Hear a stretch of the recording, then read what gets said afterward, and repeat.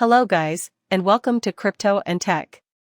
Let's review Andrew Tate opinion about crypto traders.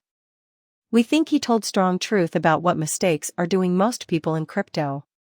There is a big difference between crypto traders and investors. And everything depends on personal situation. If you have low amount of money to invest, it is really stupid to expect that every coin will go up. Never forget that with low investment you need only day trade, and long-term investments requires huge capital. Let's see how Andrew Tate explains it. My flight's delayed.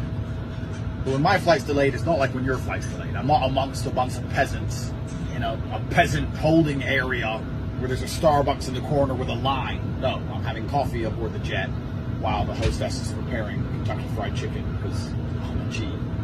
And I'm sitting here, I'm doing work calls.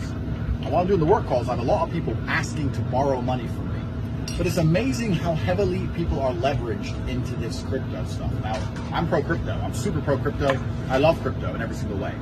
But if you've got to a point in your life where you have to sit and look at a number on a screen and pray it goes up or you're fucked, that's ridiculous because you've removed your own control and your own power from your own life, right? There's a degree of luck involved in all things. I'm not the kind of guy who wakes up and goes, I need to check this number because if it's not high, I'm in trouble. That's ridiculous. Never confuse the difference between an investor and someone who knows how to make money. So, be careful with your money, and take responsibility for it. We live in a competitive world.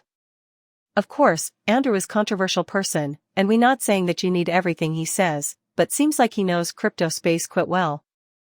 Subscribe our channel, and soon you will find new episodes with a new hosts for crypto and tech reviews. See you in the next episode.